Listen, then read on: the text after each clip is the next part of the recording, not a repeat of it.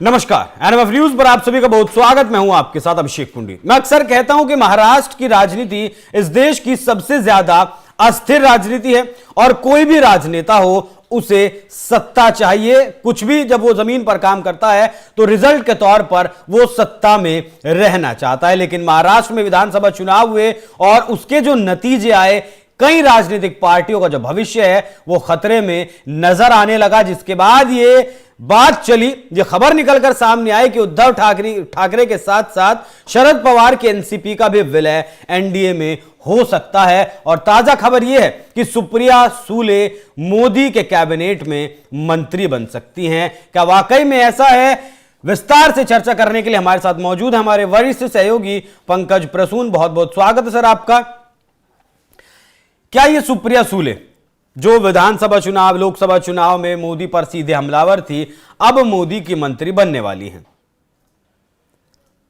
मैंने पहले भी एक वीडियो में बताया था और सबसे पहले यह खबर एनएमएफ ने ही ब्रेक किया था कि शरद पवार की पार्टी का अजीत पवार की पार्टी में विलय होने जा रहा है और एनसीपी फिर से एकजुट होने वाली है। सारी बातें हो गई है और ये खरमास चल रहा है। इस वजह से ये काम अभी थोड़ा सा खरमास जब खत्म होगा ना तो ये पूरा हो जाएगा। और निश्चिंत रहिए, सुप्रिया सूले केंद्र में मंत्री बनेंगी कि नहीं बनेंगी, ये शरद पवार और नरेंद्र मोदी जी के बीच जो मुलाकात होगी उसके बाद ये फैसला हो कि क्या इनको दिया जाता है। नहीं, शरद पवार पंकज जी उन नेताओं में है जिन नेताओं का प्रधानमंत्री मोदी बहुत ज्यादा सम्मान करते हैं, भले वो विपक्ष में क्यों ना हो।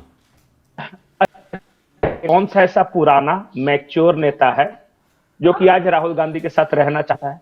क्या कोई नहीं, अब्दुल्ला, उमर अब्दुल्ला नए नेता भी नहीं है। जरा नहीं, नए वाले हैं इस तरह कन्हैया कुमार टाइप का, सुप्रिया ये श्रीनेत टाइप, ये इस तरह के नेता रहना चाहते हैं। लेकिन जो मैच्योर्ड हैं या फिर जिनको गंभीर राजनीति करनी है या जिन्हें अपना भविष्य देखना है वो देख लीजिए ना। आप बताइए कि शरद पवार जैसा प्रैग्मेटिक इंसान जो कि राजनीति से उसने पूरे अपने इलाके की छवि बदली है। आप मराठवाड़ा जाइए, काम देखिए और फिर उन्हें पता है कि कैसे राजनीति होती है, दिल्ली की राजनीति क्या है, महाराष्ट्र की राजनीति क्या है। आज इस तरह का कोई भी नेता देखिए, या तो मजबूरी में कांग्रेस के साथ है और या फिर जो कांग्रेस के अंदर भी जो मैच्योर उस तरह के नेता है, वो जो मनीष तिवारी से कभी बात कर लीजिएगा, कभी आनंद शर्मा से बात कर लीजिएगा, कभी गुलाम नबी आजाद के बारे में आपको पता ही है।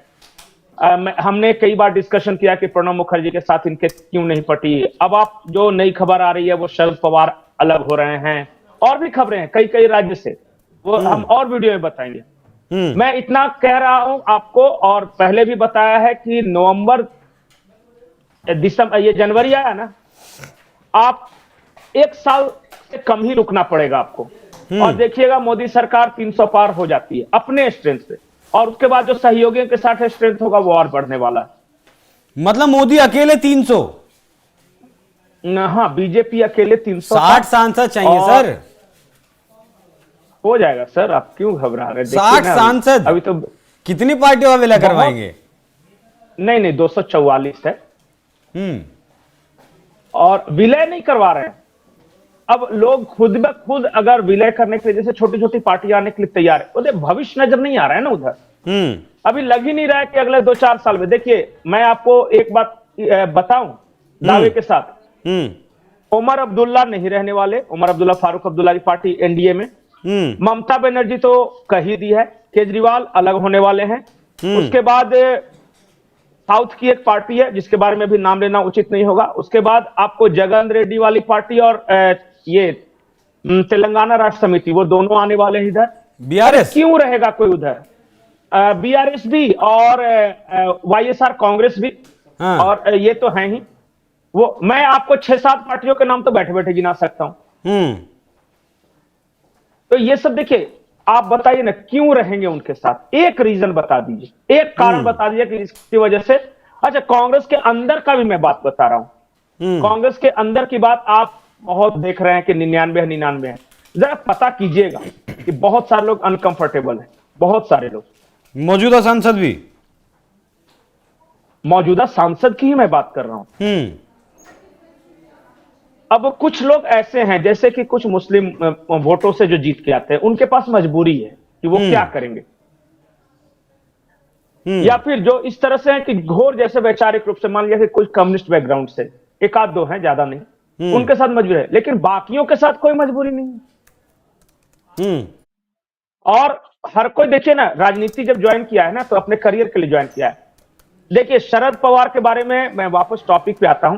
सुप्रिया सुले तैयार, शरद पवार तैयार, अजीत पवार गुट तैयार, बातचीत पूरी हो गई है, खरमास का इंतजार है। खरमास के बाद में देखिएगा 9 सांसद तो इन्हीं के जुट गए। उसके बाद उद्धव ठाकरे की जो पार्टी है उसमें भी एक बहुत बड़े तबके का, यानी मेजोरिटी की राय यह है कि कम से कम अगर हम महाराष्ट्र में ये नहीं लेते तो केंद्र में हम नैतिक समर्थन दे देते हैं।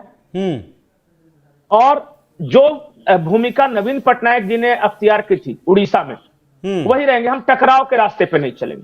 संजय राउत का तो क्या होगा फिर? सिर्फ नुकसान ही नुकसान। संजय राउत पता नहीं वो कहां जाएंगे, क्या करेंगे, और क्या है, बोली बदल देंगे अपना। अचानक मोदी की तारीफ करने लगेंगे। उनको तो राज्यसभा सीट से मतलब है, और एनडीए के साथ रहेंगे तो राज्यसभा सीट मिलने के ज्यादा चांसेस है वहां। कांग्रेस के साथ क्यों जाएगा कोई? एक रीजन बताइए। सिर्फ मोदी का विरोध करना इसलिए? तो मोदी का विरोध करते करते तो देख लिया ना, बना दिया ना इंडिया गठबंधन, क्या हो गया। और उसके बाद देखिए वो खत्म हो गया, लोकसभा चुनाव खत्म, वो गठबंधन खत्म, मकसद पूरा हुआ। अब सिर्फ वही लोग इनके साथ रहेंगे जिनकी बहुत ज्यादा बड़ी मजबूरी है। अच्छा, जैसे उनका इस तरह का बीजेपी की क्या मजबूरी है इन लोगों को साथ लेने के लिए?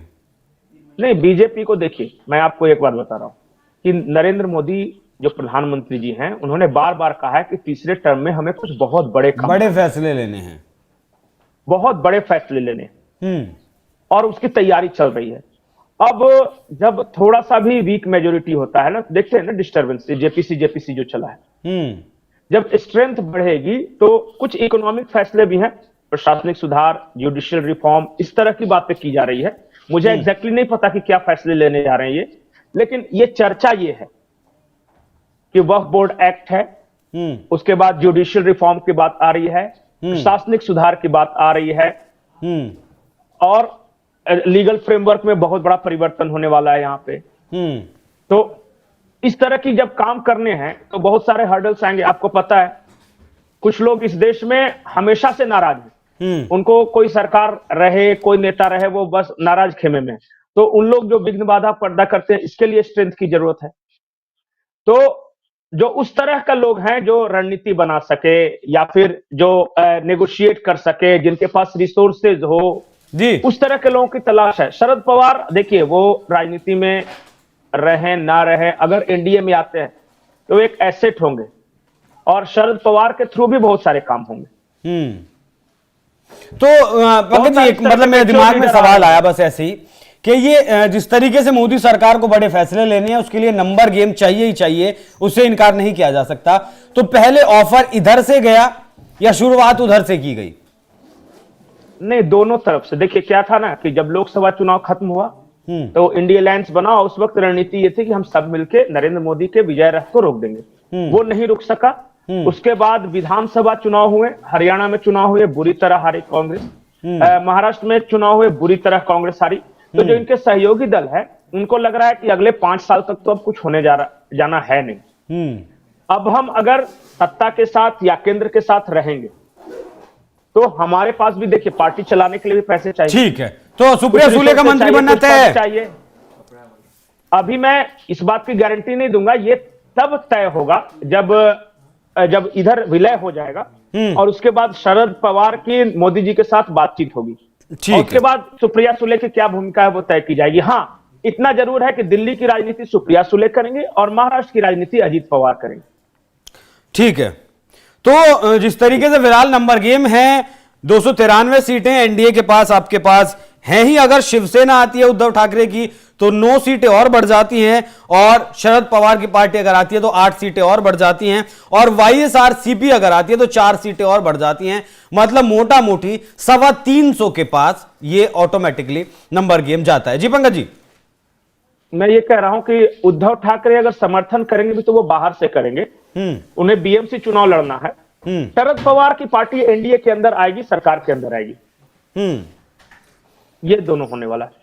बीएमसी चुनाव के लिए फारूक अब्दुल्ला नहीं, उमर अब्दुल्ला फारूक अब्दुल्ला को आप मत भूलिए, वो सब चाह रहे हैं कि हम मोदी सरकार से अपने रिश्ते अच्छे करें, और उन्हें कोई ऐतराज नहीं है कल को वो एनडीए में आ जाए तो उनकी सरकार अच्छी चलेगी और केंद्र से भी सहयोग मिलेगा।